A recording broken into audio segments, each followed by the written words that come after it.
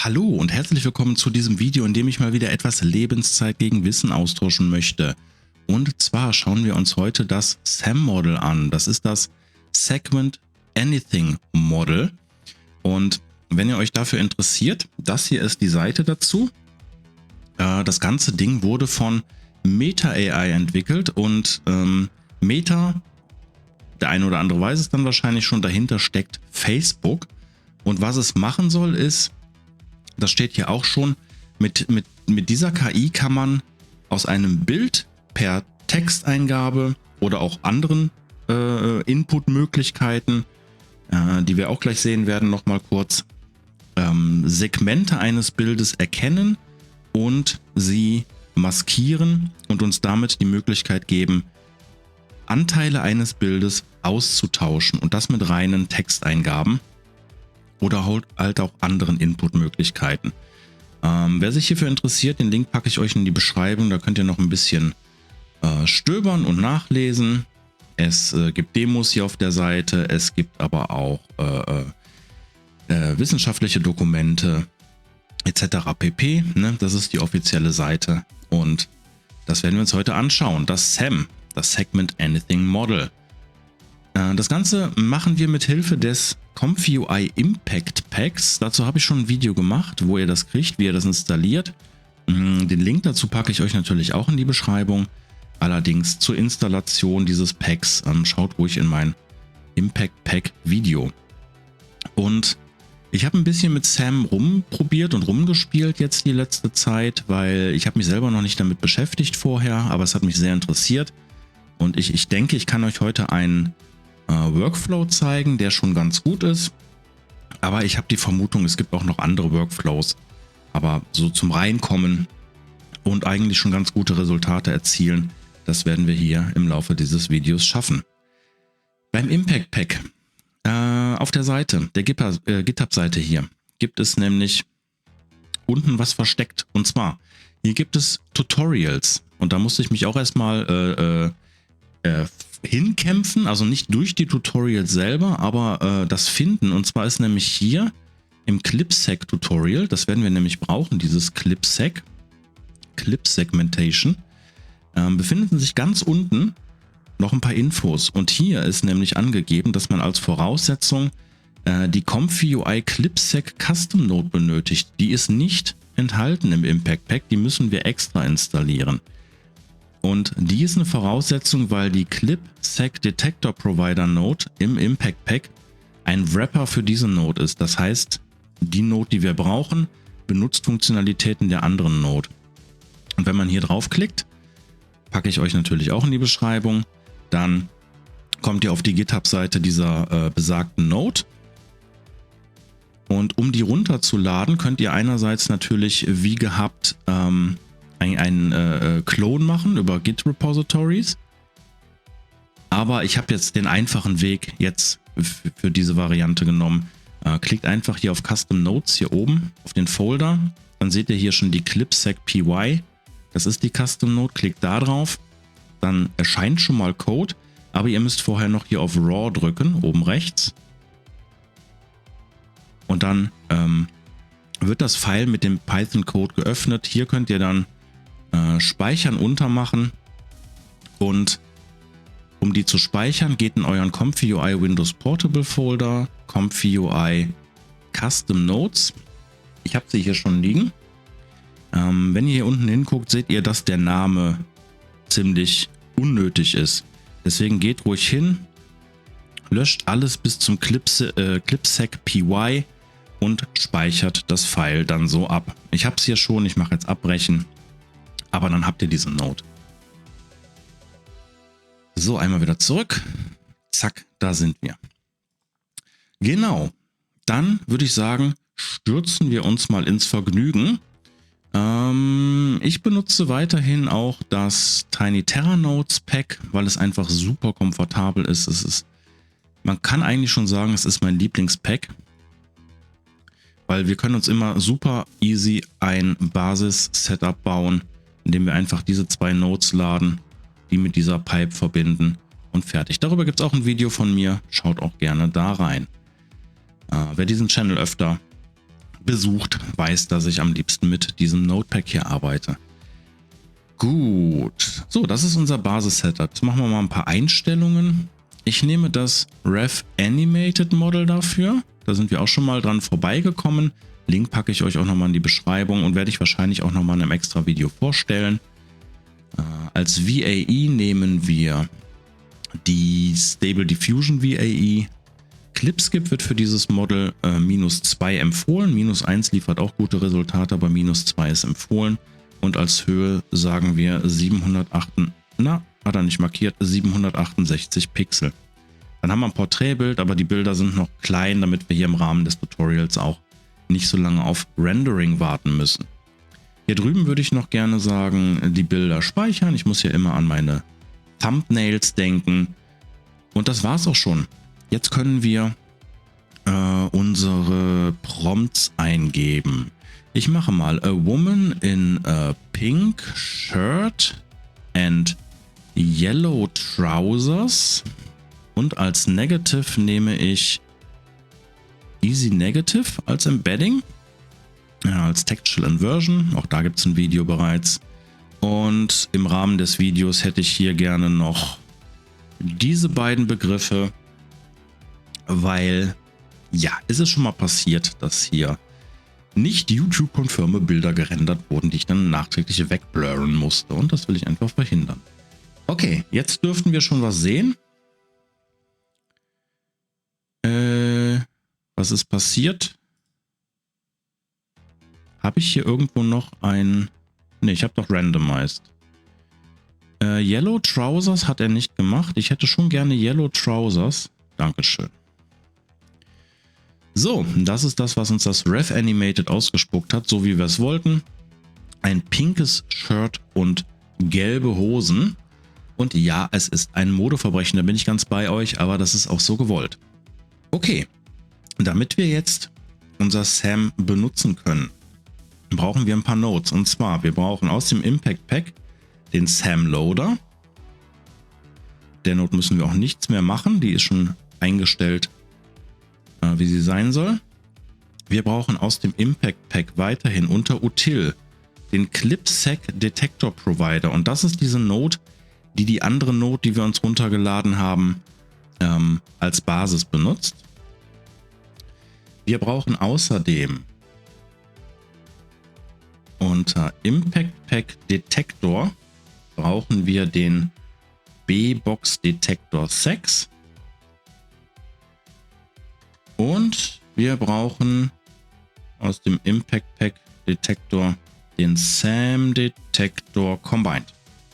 Und das sind die Nodes, die wir benötigen vorerst. Was wir jetzt nämlich hier machen ist, wir schieben den mal hier rüber und verbinden die Dinger mal. Im Prinzip gibt es hier nur eine Möglichkeit, wie man die ganzen Dinger verbindet. Und zwar muss das SAM-Model in die SAM-Detektor-Node rein. Dann haben wir hier den B-Box-Detektor, der muss in den B-Box-Detektor 6 rein. Wir haben hier oben ein Image und wir haben hier ein Image und wir haben hier noch, wie wir sehen, die 6, die müssen hier rein. So, und jetzt versuchen wir das Ganze mal ein bisschen schön zu sortieren. Wir schieben das mal hier rüber. So.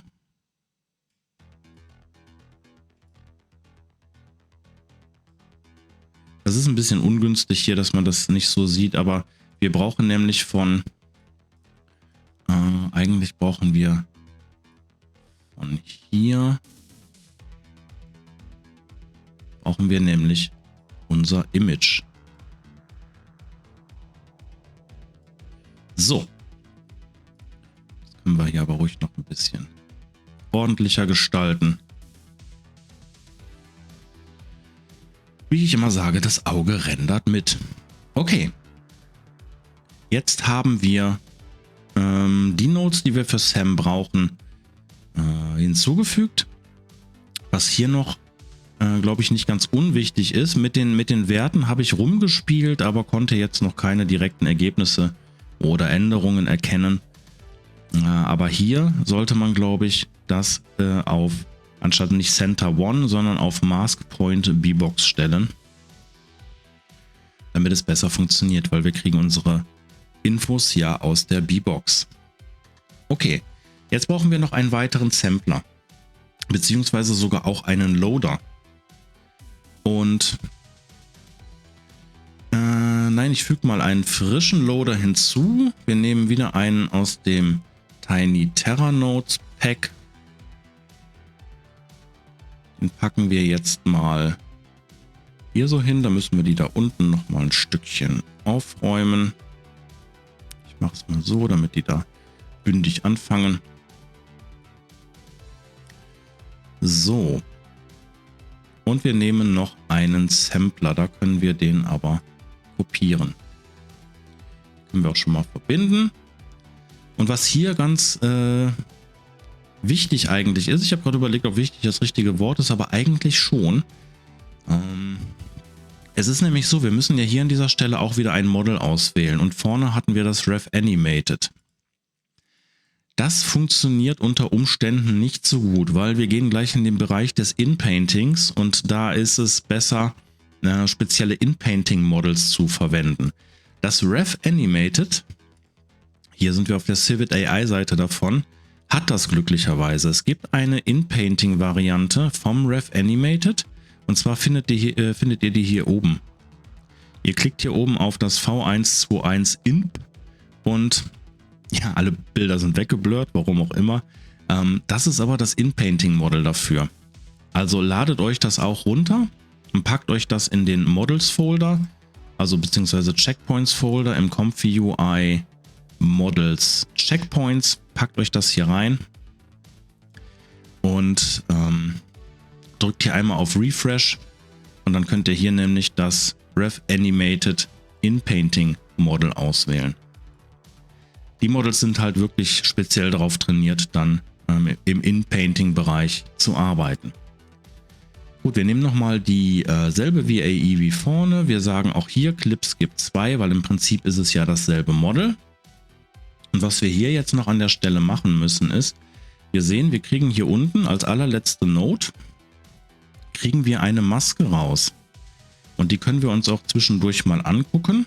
Da sagen wir Mask to, verschreiben uns wenn möglich nicht, sagen Mask to Image. Dann können wir uns die nämlich mal hier angucken. Wir sagen hier auch Preview Image. Es kann sein, dass es manchmal besser funktioniert, manchmal ein bisschen schlechter. Es ist immer ganz gut als Referenz, dann auch mal zwischendurch zu sehen, was da überhaupt aus dieser Node rausgepurzelt kommt. Gut, ich sagte gerade, wir sind im In-Painting-Bereich. Und was wir da brauchen, ist aus dem Comfy UI selber ist das unter Latent? Da muss ich jetzt selber nochmal gucken. Oder ist das unter Advanced oder sogar for Testing? Es ist aber natürlich unter Latent, InPaint und VAE Encode for InPainting. Und die ganze Geschichte müssen wir jetzt mal dazwischen packen. Wir haben an dieser Stelle folgende Inputs. Wir haben ein Bild. Das Bild nehmen wir von da vorne, weil wir brauchen unser generiertes Bild. Wir wollen ja nur Aspekte davon ändern. Wir brauchen eine VAE, die können wir ruhig hier rausnehmen. Und wir brauchen eine Maske. Und das ist das, was uns die Node da unten liefert. Und jetzt muss ich doch mal die ganze Chose hier ein Stück weiter nach rechts, damit man das noch besser sieht. So.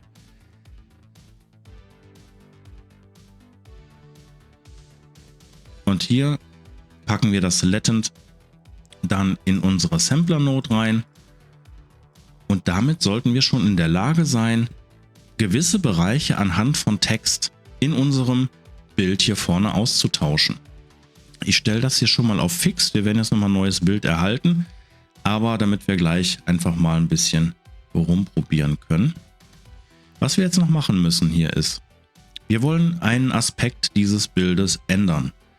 Und ich würde sagen, das pinke Shirt passt jetzt nicht unbedingt zur gelben Hose. Also wir kriegen gleich auch noch ein anderes Bild, wegen dem Seed-Verhalten von Comfy UI, aber das wird nichts machen. Das heißt, wir wollen das Shirt austauschen. Deswegen geben wir hier unten im B-Box-Detektor, da wo Text steht, geben wir Shirt ein. Gut. Und im zweiten Sampler, hier können wir übrigens auch dieselben Embeddings oder Negative Embeddings nehmen wie vorne in unserem ersten Sampler. Natürlich würde es sich hier anbieten, das auszulagern in den Textnoten so, aber das lassen wir jetzt mal so, wie es ist. Und hier vorne, da wir uns jetzt mit diesem Sampler nur im Bereich des T-Shirts aufhalten, sagen wir, wir wollen ein grünes Shirt haben. A green Shirt. Und Daumen sind gedrückt. Wenn wir das jetzt rattern lassen, sollten wir eigentlich in der Lage sein, ein andersfarbiges T-Shirt zu erzeugen als das aus dem Ursprungsbild. Der B-Box-Detektor lädt noch. Hier loads Sam Model. Das Model wird gerade geladen. Jetzt geht's weiter. Wir sehen schon hier unten an der Maske, dass er das Shirt erkannt hat. Und tada, wir haben das T-Shirt ausgetauscht. So war unser Ursprungsbild, so ist das Bild jetzt. Und ne, man kann ganz deutlich sehen, es wurde nur der Bereich des T-Shirts in diesem Bild ausgetauscht. Und das Ganze aufgrund von der Möglichkeit, dass wir hier sagen können, also textuell sagen können, was wir austauschen wollen. Wir können auch sagen, wir wollen ihr eine blaue Hose verpassen. Dann sagen wir hier Trousers und geben hier oben ein Blue Trousers. Das dürfte jetzt schneller gehen beim zweiten Durchgang. So sieht übrigens die Maske aus. Noch mit dem Shirt. Ne? Er hat das Weiße sind die Umrandungen vom Shirt, was er erkannt hat. Das Schwarze bleibt wie es ist. Also der Sampler, unser zweiter Sampler da oben, rendert nur den weißen Bereich neu.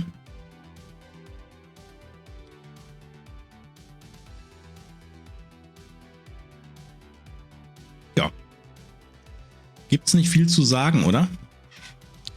Die Dame hat jetzt blaue Hosen an. Gucken wir nochmal im Vergleich zum Bild vorher. Grüne Hosen, blaue Hosen. Der Stil der Hose hat sich auch geändert.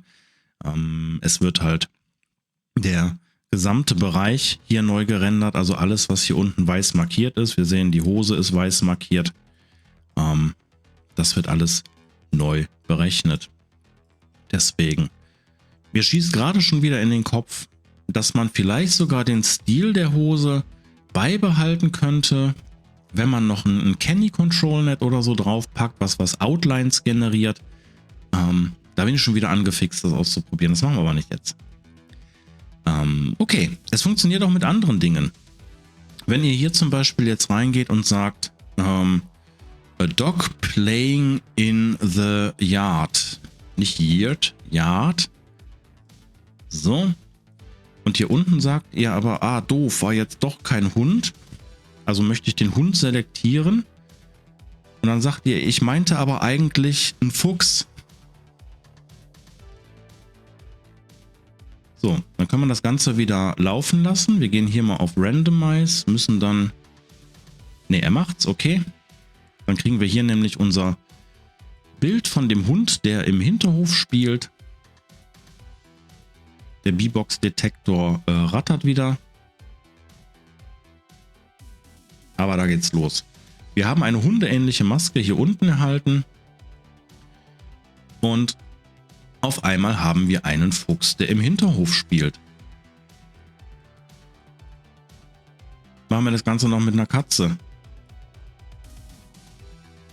Neues Bild, neuer Hund. Ref Animated macht einfach auch so schöne Bilder, ne? Ich bin immer wieder überrascht.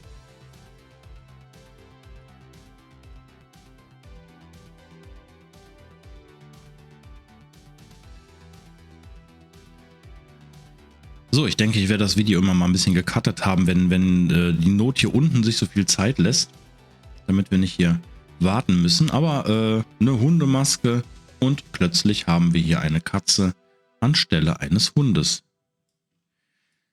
Ja, das ist das Sam. Segment Anything Model. Und vielleicht wollt ihr das ja auch im Bereich des Image-to-Image anwenden. Und wenn ihr das machen wollt, könnt ihr natürlich diesen Weg hier gehen. Load Image. Da war ich gerade Brain AFK. Allerdings könnt ihr hier auch, wenn ihr Load Image macht, Moment, ich muss noch einmal kurz was gucken. Load Image. Ja, das ist das Standard Load Image aus dem Comfy UI. Ich gehe mal kurz nach Pexels und lade uns mal ein Bild darüber. Nehmen wir das hier, ziehen wir hier rüber, packen wir da rein und fertig. Und ihr seht, ihr habt hier oben auch schon die Möglichkeit, eine Maske zu erzeugen. Und wie das funktioniert, also im Prinzip hättet ihr ja hier einen VAEN-Code irgendwie hier so zwischen und würdet dann das Latent hier reinpacken. Dann hättet ihr ja so diesen Image-to-Image-Aufbau. Hier unten würdet ihr 0,5 Denoise oder sowas machen. 0,35, 0,5, 0,6, je nachdem wie ihr es braucht. Wichtig ist aber hier die Maske an der Stelle. Und zwar, wir können uns nochmal eben diesen Bereich hier unten kopieren. So. Können wir nämlich gucken, was passiert. Und zwar habt ihr die Möglichkeit, hier mit Rechtsklick drauf zu gehen und hier auch schon zu sagen Open in Sam Detector. Und wenn ihr das macht, dann seht ihr das Bild. Und in diesem Bild könnt ihr Punkte setzen. Und dann drückt ihr Detect. Und das war ein bisschen zu stark.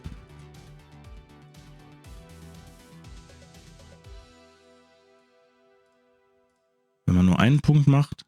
Ja, das sieht gut aus.